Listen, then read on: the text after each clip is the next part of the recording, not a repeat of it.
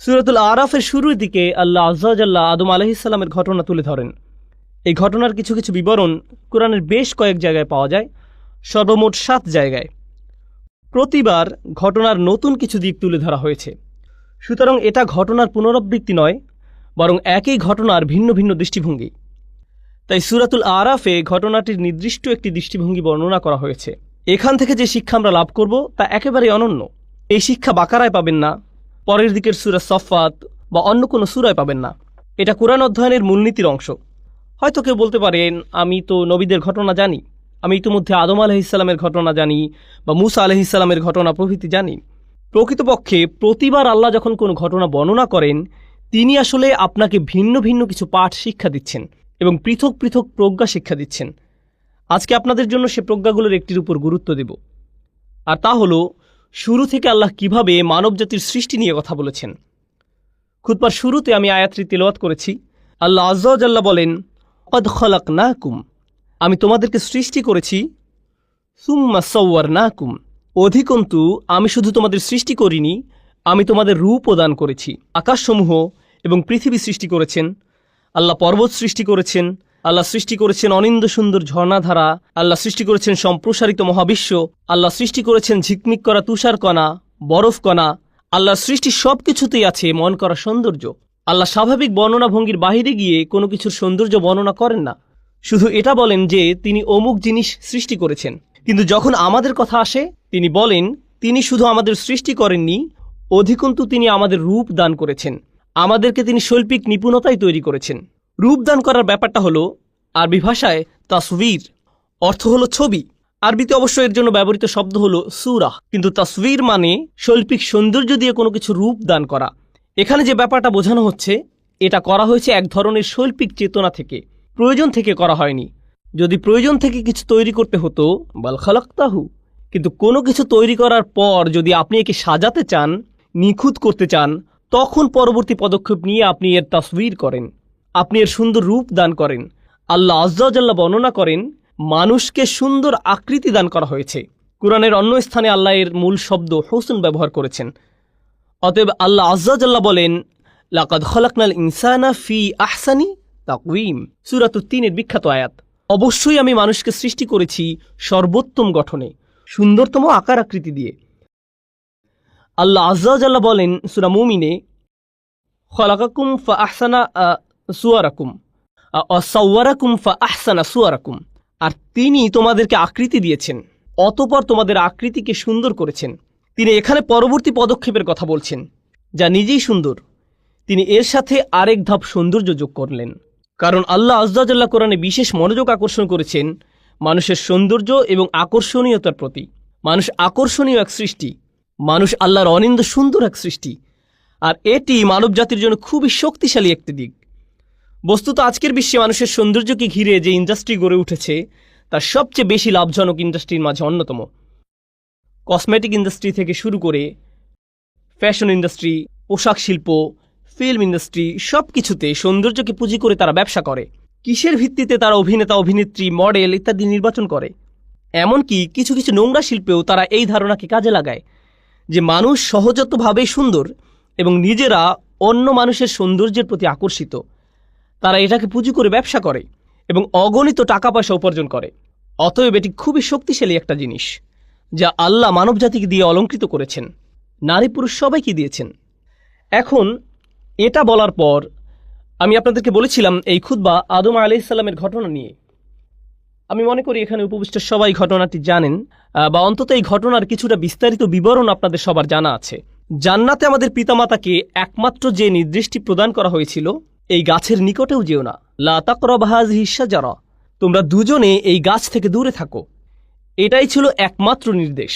যদি কোরআনের টেক্সট ভালোভাবে খেয়াল না করেন, তাহলে আপনার মনে হবে শয়তানের লক্ষ্য ছিল আমাদের পিতামাতাকে ওই গাছের ফল আহার করানো, আমাদের পিতামাতাকে ওই গাছের ফল আহার করানো। এটাই ছিল তার লক্ষ্য। আল্লাহ আযজা ওয়া জাল্লা এটাকে শয়তানের লক্ষ্য হিসেবে বর্ণনা করেননি। এটা আমার আশা ছিল, আমি আশা করেছিলাম শয়তানের উদ্দেশ্য ছিল, আল্লাহ বলেছেন এই গাছের নিকটেও যেও না, আর শয়তানের লক্ষ্য হবে তাদেরকে গাছের নিকটবর্তী করা। সূরা বাকারায় আল্লাহ বলছেন, আযাল্লাহুমুশ শাইতান, শয়তান তাদের পদস্খলন ঘটালো, শয়তান তাদের উভয়ের দ্বারা সামান্য ভুল করালো। আমরা এখনো জানি না সে পদস্খলনটি আসলে কি, কিন্তু সূরাতুল আরাফে আল্লাহ শুধু আমাদের বলেননি শয়তান কি করেছে, আল্লাহ আমাদেরকে তার উদ্দেশ্যের কথাও বলেছেন। তো কেন সে তাদেরকে গাছের নিকটবর্তী করতে চেয়েছিল? গাছ থেকে নিষিদ্ধ ফল আহার করানোই কি তার লক্ষ্য ছিল, নাকি তার মাথায় আরও অন্য কোনো উদ্দেশ্য ছিল যা মানবজাতিকে ধ্বংস করে ছাড়বে? আমাদেরকে একটি ব্যাপার বুঝতে হবে। এমনকি দিন শেষে আদম আলাইহিসসালামকে একটি নির্দিষ্ট গাছ সম্পর্কে বলা হলো, এই গাছের ফল তোমার জন্য হারাম, এই গাছের ফল খাওয়া তোমার জন্য নিষিদ্ধ। তিনি এবং আমাদের মা সেই ঐতিহাসিক ভুলটি করলেন এবং আমরা সেই গাছের ফল আহার করলাম। কিন্তু ব্যাপারটি নিয়ে যদি যৌক্তিক দৃষ্টিতে চিন্তা করেন, আমরা জীবনে অসংখ্য ভুল করি, আর মানুষ এই দুনিয়াতে আসার পর মারাত্মক সব অপরাধ করে থাকে। মানুষ খুন করে, ধর্ষণ করে, লুটতরাজ চালায়, ডাকাতি করে, চুরি করে, অন্য দেশে আক্রমণ চালায়, অন্য মানুষের সম্পদ দখল করে নেয়, অন্যদের প্রাপ্য অধিকার থেকে বঞ্চিত করে। এখন যদি এই সমস্ত অপরাধকে একটি গাছের ফল খাওয়ার অপরাধের সাথে তুলনা করেন, এটাকে তেমন কোনো বড় অপরাধ বলে মনে হবে না। এমনকি কোরআনেও আল্লাহ বলছেন আজাল্লাহুমা, সে তাদের পদস্খলন ঘটালো, সে তাদের দ্বারা সামান্য ভুল করালো। আপনার মনে হতে পারে এটা তো মানবজাতির ইতিহাসের সবচেয়ে বড় ভুল, আর আল্লাহ আজ্জা জাল্লা এর মাত্রা কমিয়ে একে সামান্য ভুল বলে আখ্যায়িত করলেন। কিন্তু শয়তান এখানে শুধু ফল খাওয়ার চেয়েও বড় কিছু দেখল, শুধু গাছের নিকটবর্তী হওয়ার চেয়েও সে এখানে বড় কিছু দেখল। তার ছিল খুব নির্দিষ্ট একটি উদ্দেশ্য। এই ব্যাপারটার উপরেই আজকে গুরুত্ব দিতে চাই। আমার খুতবার প্রথম অংশ এই অংশের সাথে সম্পর্কহীন মনে হতে পারে। প্রথম অংশে আমি বলেছি আল্লাহ মানুষকে খুব সুন্দর অবয়বে সৃষ্টি করেছেন, আকর্ষণীয় করে তৈরি করেছেন। এখন শুনুন আল্লাহ আজ্জা জাল্লা শয়তানের মনের ভেতর থেকে কি বর্ণনা করছেন। ফাওয়াসওয়াসা লাহুমাশ শাইতান, শয়তান অবিরত তাদের কুমন্ত্রণা দিল এবং দূরে সরে গেল। ওয়াসওয়াসা মানে হামাসা ওয়া গাবা, সে তাদের কাছে যেত, কুমন্ত্রণা দিত এবং অদৃশ্য হয়ে যেত, এরপর আবার কুমন্ত্রণা দিত এবং আবার অদৃশ্য হয়ে যেত। ক্রমাগত কারো কাছে একই বার্তা বারবার প্রচার করা, যতক্ষণ না সে তা গ্রহণ করে নেয়। প্রোপাগান্ডা এভাবেই কাজ করে। আপনাদের কি মনে হয় কেন তারা একই অ্যাড বারবার প্রচার করে, যেন আপনার তা একেবারে মুখস্থ হয়ে যায়? যদি ওয়াসওয়াসা বারবার দেয়া না হয় তবে এটি আপনার চিন্তার অংশ হবে না। কোকের একটি বিজ্ঞাপন 10-15 বার দেখার পর হঠাৎ করে আপনার ইফতারিতে কোকের প্রয়োজন হয়। ভাবছেন কিরে, কোকের চিন্তা কোত্থেকে মাথায় এলো? তাহলে ওয়াসওয়াসা মানে মনের মধ্যে কোনো কিছুর ধারণা বারবার প্রবেশ করিয়ে দেয়া। এখন তার উদ্দেশ্য কি ছিল? আল্লাহ বলেন লিয়ুবদিয়া লাহুমা মা উরিয়া আনহুমা মিন সাওআতিহিমা। তিনি এখানে গাছের কথা উল্লেখ করেনি। শয়তান তাদের বারবার কুমন্ত্রণা দিতে লাগলো। এই অংশটা মনোযোগ দিয়ে শুনুন। তাদের কুৎসিত অংশ থেকে যা ঢাকা ছিল, যাতে সে তাদের জন্য তা প্রকাশ করে দেয়, অর্থাৎ তাদের উলঙ্গ শরীর। এখন এই অংশটি বোঝা একটু কঠিন, কারণ ঠিক কয়েক মুহূর্ত আগে একই সূরার আরেকটি আয়াতে আল্লাহ বলেন তিনি আমাদেরকে কেমন করে সৃষ্টি করেছেন? সুন্দর রূপে। এখন আল্লাহ বলছেন শয়তান চেয়েছিল আমাদের পিতামাতা যেন কুৎসিত রূপে একে অপরের নিকট প্রকাশিত হয়ে পড়ে, অর্থাৎ উলঙ্গ অবস্থায়। সে চেয়েছিল তাদের নিকট থেকে তাদের জামা কাপড় খুলে ফেলতে। এটাই ছিল তার লক্ষ্য। এখানে দুটি প্রশ্ন দেখা দেয়। প্রথমত, আল্লাহ কেন বলেননি যে শয়তান তাদেরকে গাছের ফল আহার করাতে চেয়েছিল? আর দ্বিতীয়ত, হঠাৎ করে কেন যে শরীর আল্লাহ সুন্দর আকৃতিতে সৃষ্টি করেছেন এখন সেটা কুৎসিত? আল্লাহ কোন কারণে এই কথা বলছেন? এই সমস্যাটি মানবজাতিকে, বিশেষ করে ঈমানদারদের অবশ্যই বুঝতে হবে। আল্লাহ আজ্জা জাল্লা এই শরীরকে সুন্দর করে সৃষ্টি করেছেন। প্রকৃতপক্ষে একজন পুরুষের কাছে সবচেয়ে আকর্ষণীয় বিষয় হলো একজন নারী। আল্লাহ আজ্জা জাল্লা এই শরীরকে সুন্দর করে সৃষ্টি করেছেন। যুয়্যিনা লিন্নাসি হুব্বুশ শাহাওয়াতি মিনান নিসা, মানুষের কাছে সবচেয়ে বেশি সুশোভিত করা হয়েছে নারী। এটি খুবই প্রভাব বিস্তারকারী শক্তি। এটি এতই শক্তিশালী যে কোরআনে গাছটির জন্য যে ভাষা ব্যবহার করা হয়েছে সেই একই ভাষা ব্যভিচারের জন্য ব্যবহার করা হয়েছে। লা তাকরাবু হাযিহিশ শাজারা লা তাকরাবুজ জিনা লা তাকরাবুল ফাওয়াহিশ। ব্যভিচারের কাছেও যেও না, কোনো নারীর সাথে অবৈধ সম্পর্ক করার কাছেও যেও না, কোনো ধরনের নির্লজ্জতা এবং বেহায়াপনার ধারে কাছেও যেও না। অতএব এটি খুবই ভয়ঙ্কর। আর এটা এমন কিছু ঠিক গাছের নিকটবর্তী হওয়ার মতো, কাছে গেলেই এটা আপনাকে টেনে ধরবে। ভেবেছিলেন এটা তো শুধু দৃষ্টি বিনিময়, তাকে দেখে পছন্দ হয়ে গিয়েছিল, এরপর আবার তাকালেন, সে মুচকি হাসি দিল, আপনিও হাসলেন। এখান থেকে ধীরে ধীরে একটা চক্রের মধ্যে আটকে গেলেন। এরপর সব কিছু সীমার বাহিরে চলে গেল। কিছু বুঝে ওঠার আগেই এমন কিছুতে আটকে গেলেন, বুঝতেও পারছেন না কিভাবে বের হবেন। সুতরাং কাছে না যাওয়ার উপদেশটি উত্তম একটি উপদেশ, কারণ আপনি জানেন না কোথায় থামতে হবে। কিছু দূর অগ্রসর হওয়ার পর আর থামতে পারেন না। তো আল্লাহ আজ্জা ওয়া জাল্লা বর্ণনা করেন, যখন মানুষ আল্লাহর অনুমোদিত পথের বাহিরে গিয়ে একে অন্যের নিকট লজ্জাস্থান প্রকাশ করে দেয়, এটাই তখন চূড়ান্ত কদর্যতা, এটাই তখন মানুষের চূড়ান্ত কুৎসিত রূপ। পুরুষ এবং নারীর সুন্দর একটি ভালোবাসার সম্পর্ক থাকার কথা। আল্লাহ আমাদের সুন্দর করে সৃষ্টি করেছেন যেন আমরা একে অন্যের প্রতি আকৃষ্ট হই। এরপর তিনি একটি ব্যবস্থাপনা তৈরি করলেন যার মাধ্যমে এই সম্পর্কটি বৈধতা পাবে। বিয়ের মাধ্যমে এই সম্পর্কটি বৈধতা পাবে। মানুষ যখন বিপরীত লিঙ্গের প্রতি আকর্ষণের কারণে এই সম্পর্কটি স্থাপন করতে চায়, কিন্তু এমন পন্থায় যা আল্লাহর নিকট অনুমোদিত নয়, তখন সে একই সম্পর্কটি যা সৌন্দর্যের কারণে তৈরি হয়েছিল, আকর্ষণের কারণে তৈরি হয়েছিল, সেই একই সম্পর্কটি তখন কুৎসিত রূপ ধারণ করে। আর এটা শুধু শারীরিক কদর্যতা নয়। কেউ এটা শোনার পর ভাবতে পারে, আমার একটা মেয়ে বন্ধু আছে, সে সুন্দর, আমি বুঝতে পারছি না কিভাবে সে কুৎসিত হয়ে গেল কুরআন নাজিল হওয়ার পর। আমি এটা নিয়ে কথা বলছি না। আপনার ভেতরে এক ধরনের কদর্যতা আছে। আপনার ভেতরের ভালো সত্তাটি ধীরে ধীরে মৃত্যুর দিকে ধাবিত হয়। তখন মানুষকে শুধু শারীরিক দিক থেকে সুন্দর করে সৃষ্টি করা হয়নি, মানুষকে চরিত্রের দিক থেকে সুন্দর করে সৃষ্টি করা হয়েছে। আর আপনি যখন অবৈধ একটি সম্পর্কে জড়িয়ে পড়েন, তখন আপনার ভেতরে যে সৌন্দর্যগুলো ছিল, আল্লাহ আপনাকে যে সৌন্দর্যগুলো দান করেছিলেন, তার থেকে কিছু কিছু তখন আপনার কাছ থেকে পালাতে শুরু করে। আপনার ভেতর থেকে টেনে হিঁচড়ে বের করে ফেলা হয়। ফলে দেখবেন, যখন কোনো যুবক ছেলে কোনো মেয়ের সাথে অবৈধ সম্পর্কে জড়িয়ে পড়ে, বা কোনো মেয়ে কোনো ছেলের সাথে, তখন লক্ষ্য করবেন তারা দিন দিন তাদের পিতামাতার সাথে বদমেজাজি আচরণ থেকে আরও বেশি বদমেজাজি আচরণ করতে থাকে। তাহলে দেখা যাচ্ছে এই সম্পর্কটি তাদের জীবনের অন্যদিকে কদর্যতা নিয়ে এসেছে। আপনি বুঝতেও পারবেন না তার এরকম পরিবর্তনের কারণ কি। এটাই হলো সাওয়া বা কদর্যতা। প্রসঙ্গত, কুৎসিতের আরবি হলো কবাহা, এটা কাবিহ, এটা কুৎসিত। তাহলে সাওয়া অর্থ কি? আরবিতে সাওয়া মানে লাশ। লাশ দেখা মানুষের দৃষ্টিতে খুবই অস্বস্তিকর এবং কদর্য। এর দুর্গন্ধ, আকৃতি, গলে পচে যাওয়া মাংস, চামড়া, এর সর্বোচ্চ পোকামাকড়, এর সব কিছুই আমাদের চিন্তায় খুবই অসহ্য। এই চিত্রটি আল্লাহ আজ্জা ওয়া জাল্লা তুলে ধরেছেন। অন্য কথায়, আপনার শরীর জীবনী শক্তিতে পরিপূর্ণ, কিন্তু আপনার আত্মার মৃত্যু ঘটেছে। আপনার আত্মা একটি লাশে পরিণত হয়েছে। লিউবদি আলাহুমা মা উরিয়া আনহুমা মিন সাওআতিহিমা। শয়তান তাদের লজ্জাস্থান প্রকাশ করে দিতে চেয়েছিল কুৎসিত অবস্থা। সে তাদের ভালো দিক দূর করে দিতে চেয়েছিল। প্রসঙ্গত, এই সম্পর্কে আরেকটি ব্যাপার উপলব্ধি করা গুরুত্বপূর্ণ। আল্লাহ আজ্জা ওয়া জাল্লা মানব জাতিকে ফেরেশতাদের চেয়েও উত্তম মর্যাদা দিয়েছেন। ইবলিসের চেয়েও তিনি মানুষকে উত্তম মর্যাদা দিয়েছেন। আর শুধু একটি জিনিসের কারণে মানুষ এই উত্তম মর্যাদা লাভ করেছে। ওয়ানাফাখতু ফীহি মির রূহি ফাকাউ লাহু সাজিদিন। আল্লাহ যখন মানুষের ভেতরে রূহ ফুঁকে দিলেন, শরীরকে সুন্দর করে সৃষ্টি করা হয়েছে, কিন্তু যে রূহ আল্লাহ মানুষের ভেতরে ফুঁকে দিয়েছেন, যে আত্মা আল্লাহ আপনার ভেতরে ফুঁকে দিয়েছেন, যে ভালো গুণগুলো তিনি আপনাকে দিয়েছেন, সেটাই আপনাকে বেশি সৌন্দর্যমণ্ডিত করেছে আল্লাহর যে কোনো সৃষ্টির চেয়ে। সেটাই আপনাকে অন্যদের থেকে পৃথক করেছে।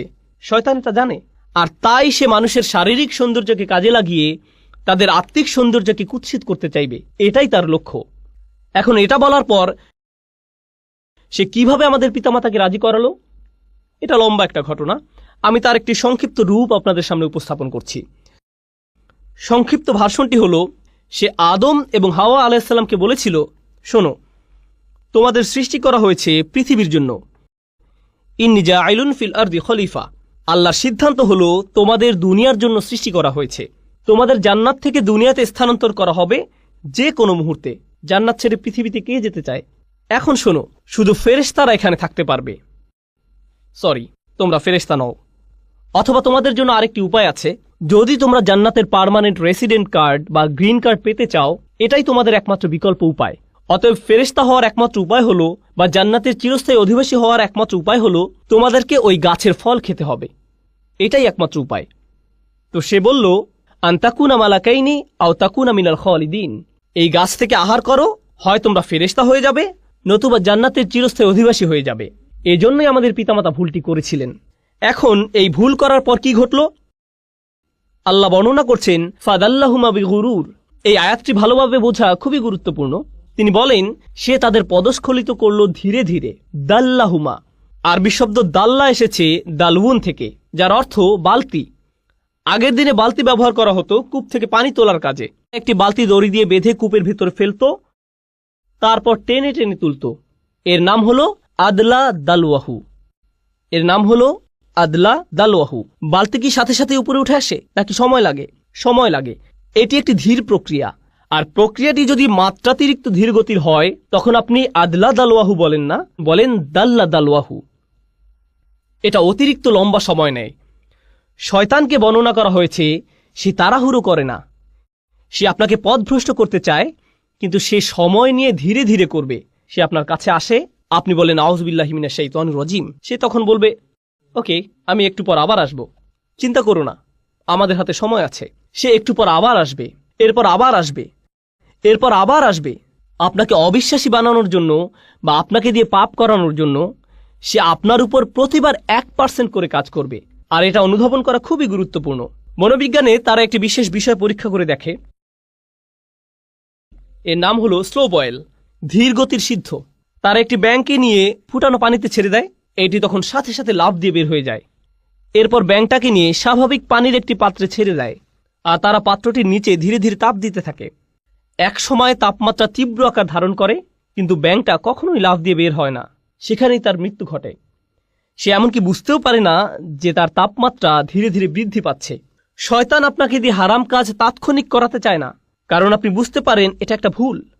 আপনি আল্লাহর আশ্রয় প্রার্থনা করেন, তো সে আপনার কাছে আসবে নির্দোষ সব বিষয় নিয়ে। আপনি তখন ভাববেন এতে আর কি সমস্যা, মানুষ এটাকে শুধু শুধু খারাপ মনে করে, কিন্তু আপনি বুঝতেও পারবেন না। এরপর সে আপনার কাছে এসে সামান্য একটু পদস্খলন ঘটাবে, আপনার আশেপাশের সবাই বলবে এটা করো না। আপনি তখন মুখ ঘুরে বলবেন এটা কি হারাম? আমি এমন কি করেছি? আমি কি কাউকে খুন করেছি? কি ভুল করেছি আমি? শয়তান ঠিক এই কাজটাই করে। দাল্লাহুমা বিগুরুর। সে আমাদের পিতামাতার সাথেও সব ধরনের প্রতারণার মাধ্যমে এই পদ্ধতি অবলম্বন করেছিল। ব্যাপারটা ইন্টারেস্টিং যে আরবিতে গুরুর মানে প্রতারণা, আবার এর দ্বারা অহংকার বোঝায়। সে মানুষের অহমিকা জাগিয়ে দেয়। মানুষ যখন ছোটখাটো ভুল করে আর কেউ সে ভুল ধরিয়ে দিলে বা স্মরণ করিয়ে দিলে, এটা স্বামী হোক বা স্ত্রী হোক, বাবা হোক বা মা হোক, কেউ ভুল ধরিয়ে দিলে সাথে সাথে সে মাগরুর হয়ে ওঠে, সাথে সাথে রাগান্বিত হয়ে ওঠে। না, কি বলছো তুমি? তুমি কে আমার ভুল ধরার? এভাবে তাদের ইগো ভালো হওয়ার পথ বন্ধ করে দেয়। যে সমস্যাটা শয়তানের নিজের ছিল, অহংকারের সমস্যা। যাই হোক, অনেক সময় ধরে চেষ্টা করার পর সে সফল হলো। সে আমাদের পিতামাতাকে মুহূর্তের মধ্যে গাছের কাছে নিয়ে যেতে পারেনি। সে তাদের কুমন্ত্রণা দিল, আর তারা সাথে সাথে বলে উঠল ভালো বুদ্ধি, ঠিক আছে চলো। না না না, এতে অনেক লম্বা সময় লেগেছিল তারা সেখানে যাওয়ার পূর্বে। অবশেষে তারা তাদের আদি ভুলটি করে ফেলল। আল্লাহ আজ্জা জাল্লা বলেন বাদাত লাহুমা সাওআতুহুমা। তাদের উলঙ্গতা, তাদের কদর্যতা প্রকাশিত হয়ে পড়ল। এটা পরস্পরের নিকট প্রকাশিত হয়ে গেল। তাদের জামা কাপড় খুলে গেল। এই কাজের ফলস্বরূপ তাদের কাপড় খুলে গেল। এটি আসলে কোরআনের শক্তিশালী একটি দার্শনিক প্রতীকী শিক্ষা। আমরা শুধু এর ভাবকে আক্ষরিক অর্থে গ্রহণ করি না, কিন্তু এর ভেতরে রয়েছে বহু প্রজ্ঞা। যখন মানবজাতি হারামের পথ অবলম্বন করে, হোক সেটা হারাম খাদ্য, হারাম উপার্জন, হারাম আচরণ, যখন আমরা সিদ্ধান্ত গ্রহণ করি যে আমরা আল্লাহর বিধান অমান্য করব, যখন আল্লাহ বলেন অমুক কাজ থেকে দূরে থাকো কিন্তু আপনি তার থেকে দূরে থাকেন না, তখন ধীরে ধীরে কিন্তু নিশ্চিত রূপে আপনি আপনার লজ্জাশীলতা হারিয়ে ফেলবেন। আপনি আপনার হায়া শরম হারিয়ে ফেলবেন। জিহ্বা দিয়ে নোংরা শব্দ বের হবে। এর উপর নিজের কোনো নিয়ন্ত্রণ থাকবে না। আপনি নির্লজ্জ হয়ে পড়বেন কথায়, নির্লজ্জ হয়ে পড়বেন দৃষ্টিতে, নির্লজ্জ হয়ে পড়বেন কাজের ক্ষেত্রে। এভাবে শুধু পতন হতে থাকবে। আর এই সব কিছুর শুরু হয়েছিল আপাত দৃষ্টিতে এর সাথে সম্পর্কহীন একটি ব্যাপার থেকে, আদম হওয়ার ক্ষেত্রে একটি গাছের ফল খাওয়া থেকে। আর আমাদের ক্ষেত্রে যখন কোনো ব্যাপারে আমরা আল্লাহকে অমান্য করব, তার নিষিদ্ধকৃত বস্তুর নিকটে যাব, আমাদেরকে দেয়া আল্লাহর শ্রেষ্ঠ উপহার, আমাদের হায়া, আমাদের লজ্জা, আমাদের শালীনতা, আমাদের সংকোচের চেতনা চুরমার হয়ে যাবে। আমরা এর অযোগ্য হয়ে পড়ব। তারা যখন এই কাজ করলো, তাদের কাপড় খুলে গেল। ফলে তারা কি করলো? অতফিকা ইয়াখসিফানি আলাইহিমা মিন ওয়ারাকিল জান্নাহ। তারা সাথে সাথে জান্নাতের পাতা দিয়ে নিজেদের ঢাকতে শুরু করলো। তারা অপমানিত হলো এবং নিজেদের লজ্জা ঢাকতে লাগলো। আমরা এখান থেকে কি শিখছি? পরস্পরের সম্মুখে উলঙ্গ না হওয়াটা আদম সন্তানের প্রকৃতিতেই আছে। পোশাক পরিচ্ছদ পরে থাকা, নিজেদের লজ্জা ঢেকে রাখা, এটা আদম সন্তানের সহজাত প্রকৃতিতে স্থাপন করে দেয়া হয়েছে। এজন্য মানবজাতির সকলে সহজাতভাবে নিজেদের ঢেকে রাখতে পছন্দ করে। বাচ্চা মেয়ে বা বাচ্চা ছেলে সামান্য বুদ্ধি হলেই 2 বছর বয়স, 3 বছর বয়স বা 4 বছর বয়স, খুবই ছোট, তাদের কোনোভাবেই এখনো বুদ্ধিমান সচেতন প্রাণী বলা যায় না, কিন্তু মা জামা পরানোর সময় বাবা যদি সামনে এসে যায় তারা লজ্জিত হয়ে পড়ে, তারা কম্বলের নিচে লুকিয়ে পড়ে। আল্লাহ মানবজাতির ভেতরে প্রাকৃতিকভাবেই লজ্জার চেতনা স্থাপন করে দিয়েছেন। কিন্তু তখন কি হয়, যখন শয়তান কুমন্ত্রণার পর কুমন্ত্রণা দিতে থাকে, সে কুৎসিত সবকিছুকে মানুষের নিকট সুন্দর হিসেবে উপস্থাপন করে। ওয়াযায়্যানা লাহুমুশ শাইতানু আমালাহুম, শয়তান তাদের কাজগুলোকে তাদের নিকট সুন্দর হিসেবে উপস্থাপন করে। ঈমান থাকলে, বিশ্বাস থাকলে আল্লাহ যাকে কুৎসিত বলেছেন আমরাও তাকে কুৎসিত মনে করি, আল্লাহ যাকে সুন্দর বলেছেন আমরাও তাকে সুন্দর মনে করি। কিন্তু যদি শয়তানকে আপনার অন্তরে প্রবেশ করতে দেন, যে জিনিসগুলো কুৎসিত মনে হওয়ার কথা ছিল তাই আপনার কাছে সুন্দর মনে হওয়া শুরু করবে। এরপর সমাজের অবস্থা এমন পর্যায়ে এসে উপনীত হয়, আপনি যত কম জামা কাপড় পরবেন, আপনার জামা কাপড় যত খোলামেলা হবে। রাসূল যেমন বলেছেন, কাসিয়াত আরিয়াত সাল্লাল্লাহু আলাইহি সাল্লাম, একসময় মহিলারা এমনভাবে জামা কাপড় পরবে যদিও তাদের শরীরে কাপড় থাকবে কিন্তু দেখতে মনে হবে উলঙ্গ। জামা কাপড় এমন টাইট হবে মনে হবে যেন শরীরের উপর রং করা হয়েছে, কোনো কিছু সে পরিধান করেনি। অবস্থা এমনই হবে এক সময়, আর এটাই মানবজাতির কাছে সুন্দর মনে হবে। কিন্তু পক্ষান্তরে প্রসঙ্গত এটা শয়তানের ফাঁদ। মানবজাতির চূড়ান্ত ব্যর্থতা হবে তখন যখন নির্লজ্জতাকে সুন্দর মনে হবে, উদযাপন করা হবে। প্রসঙ্গত তারা কি করে, এখানে উপস্থিত অনেক যুবক ছেলের জন্য সিয়াম পালন করা অনেক কঠিন মনে হয়, কারণ সে নিজে নিজে প্রতিজ্ঞা করেছে রমজানে সে কোনো মুভি দেখবে না। ওরা আপনাকে মুভি দেখার জন্য কিভাবে প্ররোচিত করে, ওরা ট্রেইলার বানায়। আর এই ট্রেইলারগুলোতে কি দেখানো হয়, হয়তো এটি কোনো অ্যাকশন মুভি ট্রেইলার, বিস্ফোরণ হচ্ছে, একটি গাড়ি আরেকটি ধাওয়া করছে, ফাইট হচ্ছে, ঠিক মাঝখানে কোথাও তারা উলঙ্গ একটি দৃশ্য যোগ করে দিবে কয়েক সেকেন্ডের জন্য। মুভির গল্পের সাথে এর কোনো সম্পর্ক নেই। তারা এটা দিয়ে লোভ দেখায় যেন আপনি বলে ওঠেন, ওহ আমাকে এখন এটা দেখতে হবে। তারা এভাবে আপনাকে আটকে ফেলে। তারা বেহায়াপনাকে উদযাপন করে। তারা এমন জিনিস উদযাপন করে যা মানবজাতির দৃষ্টির আড়ালে লুকিয়ে থাকার কথা ছিল। এরপর আছে অন্য প্রান্তের কিছু লোক, আমাদের সব সময় শালীন থাকতে হবে, আমাদের লজ্জা থাকতে হবে, আমাদেরকে নিজেদের হায়া শরমের সংরক্ষণ করতে হবে। আস্তাগফিরুল্লাহ। এখন আপনি সারা জীবন ধরে সব সময় চোখ নিচু করে রাখেন, জীবনে মাটি আর ঘাস ছাড়া কোনো কিছু আপনার চোখে পড়েনি। যে মেয়েকে বিয়ে করবেন এমনকি তার দিকেও চোখ তুলে তাকান না। এমনকি বিয়ে হওয়ার পরেও কিছু কিছু মুসলিম সংস্কৃতিতে আমরা এতই ধার্মিক যে আমরা কোরআনের চেয়েও বেশি ধার্মিক, আমরা রাসূল সাল্লাল্লাহু আলাইহি সাল্লামের সুন্নাহ থেকেও বেশি ধার্মিক। স্ত্রী সবসময় জিলবাব হিজাব পরে থাকে, এমনকি ঘরের ভেতরেও সে এমনকি তার স্বামীর জন্যও সাজে না, এমনকি তার স্বামীর জন্যও সুন্দর পোশাক পরে না। সে কখনো তার স্বামীকে নিজের দিকে আকৃষ্ট করার চেষ্টা করে না। যদি জিজ্ঞেস করেন কেন এমনটা করো না, সে বলবে আস্তাগফিরুল্লাহ আস্তাগফিরুল্লাহ। এটা আস্তাগফিরুল্লাহ নয়, তুমি যে স্বামীর কাছেও নিজেকে ঢেকে রাখো এটাই আস্তাগফিরুল্লাহ। কারণ নারী পুরুষের সম্পর্ক যদি সৌন্দর্যমণ্ডিত না হয়, হালাল সীমার ভেতরে সম্পর্ক যদি হালালের ভেতরে সুন্দর না হয়, তখন শয়তান পুরুষ মানুষটির অন্তরে কুমন্ত্রণা দেওয়ার সুযোগ পেয়ে যায়। সে বলবে তুমি যা চাচ্ছ তা বিয়ের সীমার বাহিরে পাবে, বাহিরে পাবে। বুঝতে পারছেন? আল্লাহ আজ্জা ওয়া জাল্লা কোরআনে এই সুন্দর সম্পর্কের সংরক্ষণ করেছেন যেন বিয়ের ভেতরে সম্পর্কটা সুন্দর এবং রোমান্টিক থাকে। কিভাবে তিনি এটা করেছেন? আল্লাহ আজ্জা ওয়া জাল্লা একই সূরায় বলেন, তিনি বর্ণনা করেন, ইয়া বানি আদামা খুযু যিনাতাকুম ইনদা কুল্লি মসজিদ, হে বনি আদম তোমরা প্রত্যেক নামাজের সময় সাজসজ্জা পরিধান করে নাও। পরবর্তী আয়াতে তিনি বলেন,